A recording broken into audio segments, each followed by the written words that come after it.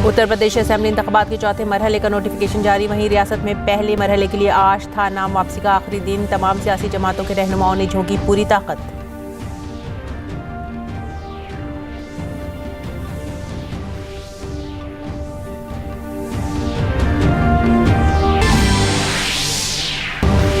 Uttar Pradesh assembly इंतखाबात की तशहीर के लिए सभी पार्टियां वोटरों को लुभाने में मसरूफ। बीजेपी के सीनियर लीडर अमित शाह और योगी आदित्यनाथ कर रहे हैं door to door campaign. Congress leader Rahul Gandhi Punjab में वर्चुअल रैली।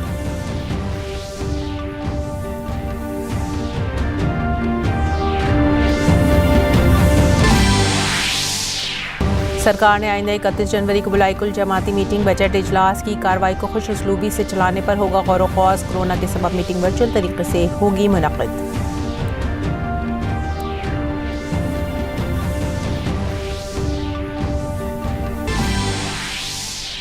अमेरिका और नेटो ने यूक्रेन पर रूस के मुतालबात का दिया जवाब। कहा सिर्फ हिकमत अमली से ही निकल सकता है हल। वहीं पेरिस में रूस और यूक्रेनी मुज़ाकरातकार की मीटिंग में जंग बंदी बरकरार रखने का दोहराया गया अज़्म।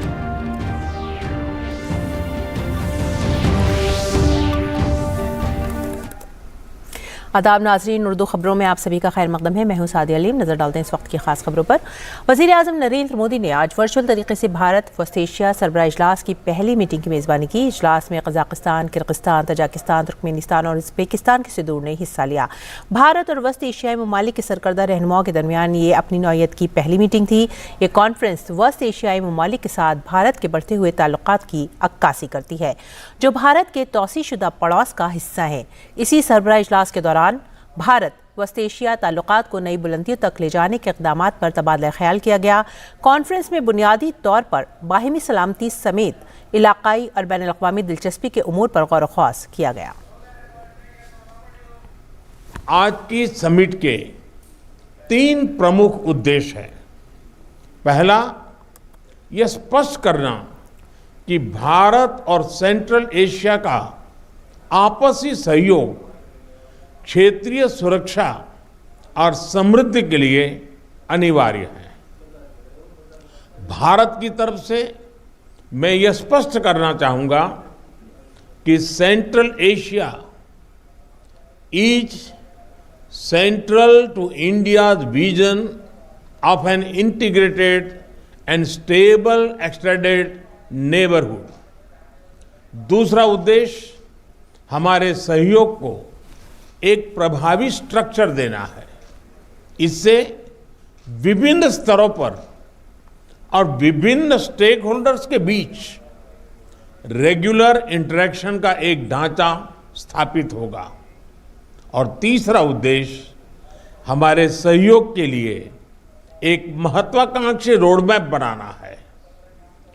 इसके माध्यम से हम अगले 3 सालों में रीजनल कनेक्टिविटी और कोऑपरेशन के लिए एक इंटीग्रेटेड अप्रोच अपना सकेंगे। वज़ीर आज़म नरेंद्र मोदी ने अफगानिस्तान की सूरत हाल के बारे में भी बताया। क्षेत्रीय सुरक्षा के लिए हम सभी की चिंताएं और उद्देश्य एक समान है। अफगानिस्तान के घटनाक्रम से हम सभी चिंतित हैं। इस संदर्भ में भी हमारा आपसी सहयोग क्षेत्रीय सुरक्षा और स्थिरता के लिए और महत्वपूर्ण हो गया है। और वज़ीर आज़म नरेंद्र मोदी ने भारत और वस्त एशिया के रिश्तों के बारे में बात की। पिछले 3 दशकों में हमारे सहयोग ने कई सफलताएं हासिल की हैं और अब इस महत्वपूर्ण पड़ाव पर हमें आने वाले सालों के लिए एक महत्वाकांक्षी विजन परिभाषित करना चाहिए। ऐसा विजन जो बदलते विश्व में हमारे लोगों की, विशेषकर युवा पीढ़ी की आकांक्षाओं को पूरा कर सके। आगे बढ़ेंगे अगली खबर की तरफ। मरकज ने आज एयर इंडिया को टाटा ग्रुप के हवाले कर दिया है। आज एयर इंडिया के बोर्ड मेंबरान ने अपने अपने ओहदों से इस्तीफा दे दिया है और टाटा ग्रुप की तरफ से एक नया बोर्ड तश्कील दिया जाएगा। इसके अलावा एयर इंडिया को टाटा ग्रुप में मुंतकिल कर दिया जाएगा। इसके बाद टाटा की मुल्क में 3 एयरलाइंस और हवाबाजी के शोबे में कुल मार्केट शेयर तकरीबन 27% होगा। दीगर एयरलाइंस विस्टारा है जिसमें टाटा का 51% हिस्सा है और एयर एशिया का 84% हिस्सा है।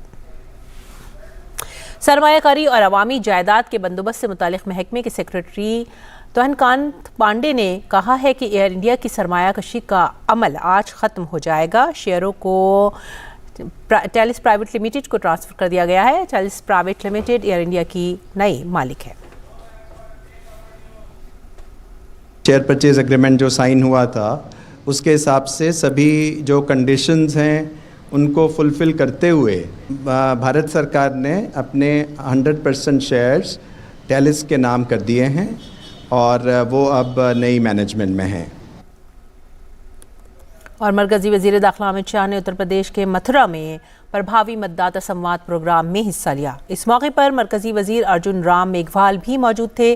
प्रोग्राम से खिताब करते हुए वज़ीर दाखिला ने कहा कि इस बार उत्तर प्रदेश का इलेक्शन भारत की तकदीर का फैसला करने वाला इलेक्शन है। देश और उत्तर प्रदेश में जो परिवर्तन हुआ है इसका अगर सीधा यश किसी को देना है तो मैं बेझिझक उत्तर प्रदेश की महान जनता को देकर उसका धन्यवाद करूं। और इस बार यूपी का जो चुनाव है मैं आप सभी को कहना चाहता हूं, भाइयों बहनों युवाओं, ये यूपी के चुनाव को विधायक का चुनाव मत समझिए, किसी को मंत्री मुख्यमंत्री बनने का चुनाव मत समझिए। उत्तर प्रदेश का चुनाव आने वाले देश में भारत के भाग्य का निर्णय करने वाला चुनाव। और इस दौरान उत्तर प्रदेश असेंबली इंतखाबात के पहले मरहले के लिए नाम वापस लेने का आज आखिरी दिन था। उसके बाद ही इंतखाबात के पहले मरहले की तस्वीर वाज़ेह हो सकेगी। जांच पड़ताल के दौरान कुल 658 कागजात नामजदगी दुरुस्त पाए गए। इस मरहले में 10 फरवरी को 58 असेंबली सीटों पर वोट डाले जाएंगे, जिनमें दर्ज फहरिस्तजादों के लिए रिजर्व 9 सीटें भी शामिल हैं।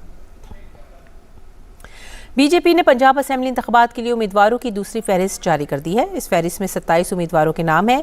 इससे कबल पार्टी ने 35 उम्मीदवारों के नामों का ऐलान किया था। इसे मिलाकर बीजेपी ने अपने 62 उम्मीदवारों का ऐलान कर दिया है। पंजाब असेंबली इंतखाब में कौमी जमहूरिया इत्तेहाद यानी NDA के तहत बीजेपी, पंजाब लोक कांग्रेस और मुत्तहदा अकाली दल मिलकर इंतखाब लड़ रहे हैं। बीजेपी 65 नशिस्तों पर, पंजाब लोक कांग्रेस 37 नशिस्तों पर और 15 सीटों पर मुत्तहदा अकाली दल के उम्मीदवार होंगे। इंतखाबी मौसम में लीडरों का एक पार्टी से दूसरी पार्टी में आना जाना जारी है। इसी सिलसिले में उत्तराखंड कांग्रेस के साबिक सदर किशोर उपाध्याय ने आज बीजेपी का दामन थाम लिया है। किशोर उपाध्याय ने देहरादून में बीजेपी के सीनियर लीडरों की मौजूदगी में पार्टी की रुकनियत इख्तियार की। मुझे भरोसा है कि मेरी जो भावनाएं हैं इस उत्तराखंड को लेकर के, उसका संरक्षण इन साथियों से भी और प्रधानमंत्री जी से भी मुझे मिलेगा और उत्तराखंड एक नए सोपान प्रगति के तय करेगा। उसमें मैं एक गिलहरी की तरह जो भूमिका निभा सकता हूं। प्रदेश में भाजपा की सरकार बन रही है, केंद्र में भाजपा की सरकार है, तो हम मिलजुल करके उत्तराखंड को देश का ही नहीं बल्कि विश्व का एक सर्वोत्तम प्रदेश बना सकते हैं। जल जंगल जमीन के जो मुद्दे हैं उनको लेकर के निश्चित रूप से मुझे संरक्षण मिलेगा। इस भावना को लेकर के मैं इस टीम के साथ शामिल हुआ हूँ।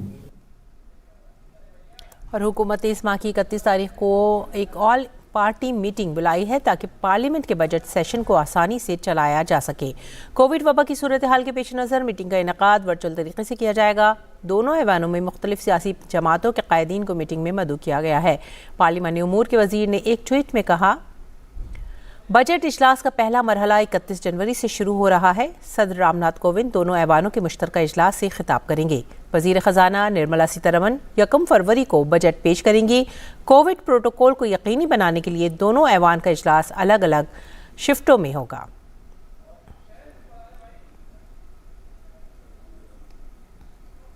राज्यसभा का इजलास सुबह 10 बजे से दोपहर 3 बजे तक और लोकसभा का इजलास शाम 4 बजे से 9 बजे तक होगा।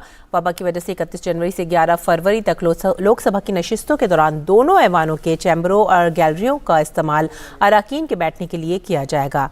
सदर के खिताब के दौरान सेंट्रल हॉल, लोकसभा और राज्यसभा के चैम्बरों और उनकी गैलरियों में बैठने का इंतजाम किया गया है। बजट इजलास का पहला मरहला अगले माह की 11 तारीख तक जारी रहेगा। एक माह की तातील के बाद इजलास का दूसरा मरहला 14 मार्च से शुरू होगा, जो 8 अप्रैल तक जारी रहेगा। और अब बात करेंगे मुल्क भर में कोविड टीकाकारी की। कोविड टीकाकारी मुहिम मुल्क भर में तेजी से जारी है। अभी तक 163 करोड़ 84 लाख से ज्यादा अफराद कोरोना का टीका ले चुके हैं। गुज़िश्ता 24 घंटे में 59 लाख लोगों ने कोरोना का टीका लगवाया। सरकार ने कहा है कि रियासतों और मरकज के ज़ेर इंतजाम इलाकों को अब तक 163 करोड़ 71 लाख से ज्यादा कोविड वैक्सीन फराहम की जा चुकी है। वजारत सेहत ने कहा है कि उनके पास अभी भी 13 करोड़ 60 लाख से ज्यादा वैक्सीन बाकी हैं। मुल्क की कोविड वैक्सीनेशन मुहिम के एक हिस्से के तौर पर मरकजी हुकूमत रियासतों और मरकज के ज़ेर इंतजाम इलाकों को मुफ्त कोविड वैक्सीन फराहम कर रही है। ओवरऑल देश में जो केसेस रिपोर्ट हो रहे हैं, जैसे कि ओमिक्रॉन के बारे में विश्व से भी एविडेंस यही आता है कि प्राइमरीली केसेस काफ़ी हद तक माइल्ड पाए गए हैं और there is also observation that की lower need for oxygen supported bed और आईसीयू इस केस में पाई गई है अभी तक के केसेस में। और साथ ही एक्टिव केसेस का नंबर हो या कॉरस्पॉन्डिंग डेथ्स हो, जो कि पिछले सर्जेस जो हमने देश में ऑब्जर्व किए हैं उनके मुकाबले में, जैसे कि हमने पिछली स्लाइड में भी आपको दिखाया है, काफ़ी हद तक कमी पाई गई है।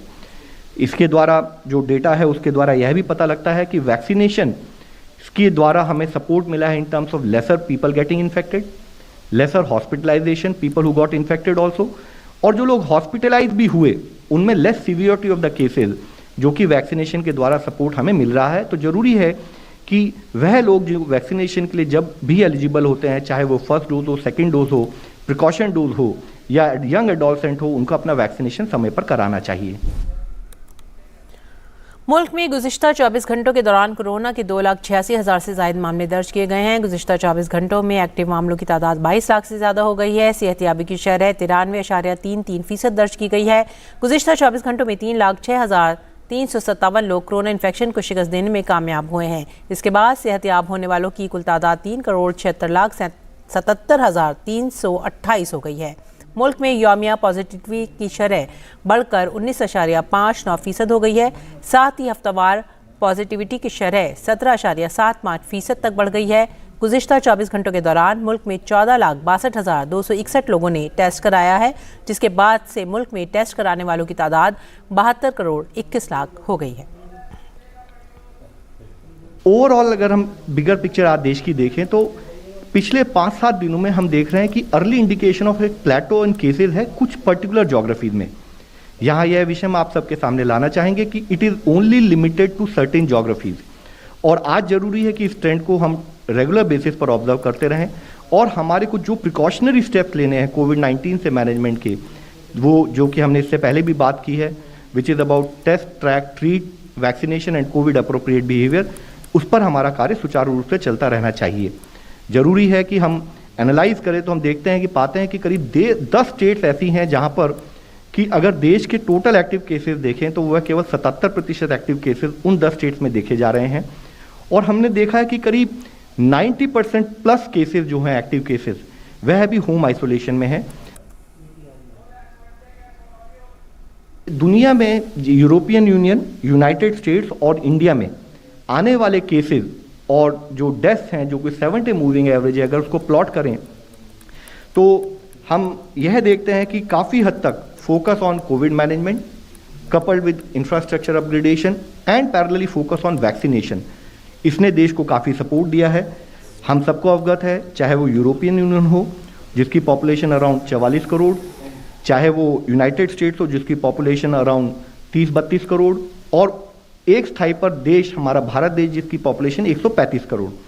और उसके कंपैरिजन में देखते हैं तो हमें लगता है कि continuous efforts done by states in consonance with community at large, इसने देश को काफ़ी हद तक सपोर्ट दिया है। और हम देखते हैं कि कहाँ एक स्थाई पर दूसरे देशों के और यूरोपियन यूनियन कंपैरिजन में हमारे यहाँ ओवरऑल केसेस की संख्या ऑन ए डेली बेसिस जो रिपोर्ट होती है वह रिलेटिवली काफ़ी कम है। और उसी के साथ ही number of death getting reported में भी हमने काफ़ी कमी नोट की है। और आज़ादी के 75 साल मुकम्मल होने के मौके पर मुल्क अमृत महोत्सव मना रहा है। 73वें यौम जमहूरिया के मौके पर नेपाल में भारतीय सिफारत खाने की दिफाई विंग ने धरन में मोबिलिटी एट तकसीम कैंप का इनेकाद किया। इस दौरान 32 दिव्यांगों को व्हील चेयर और दीगर ज़रूरी सामान फराहम किए गए।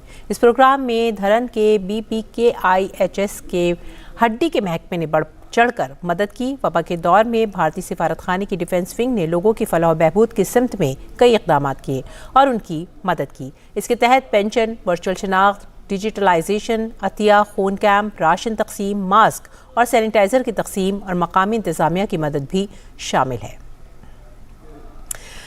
साबिक़ नायब सदर जमहूरिया हामिद अंसारी के मुतनाज़ा बयान पर मरकज़ी वज़ीर मुख्तार अब्बास नकवी ने सख्त रद्द-ए-अमल का इजहार किया है। उन्होंने कहा कि वज़ीर आज़म नरेंद्र मोदी को कोसने का पागलपन भारत को कोसने की साजिश में तब्दील हो रहा है। उन्होंने कहा कि जो लोग अक़लियती वोट का फ़ायदा उठाते थे वो अब मुल्क में मौजूदा मस्बत माहौल के ताल्लुक से फ़िक्रमंद हैं। पूरी दुनिया में भारत को बदनाम करने की साजिश का सूत्रपात किया जा रहा था। वहां पर जो है वो भारत में असहिष्णुता की बात कही जा रही है। भारत के राष्ट्रवाद पर सवाल खड़े किए गए और ये वो संस्था है जिस संस्था के मंच से ये बात हो रही थी।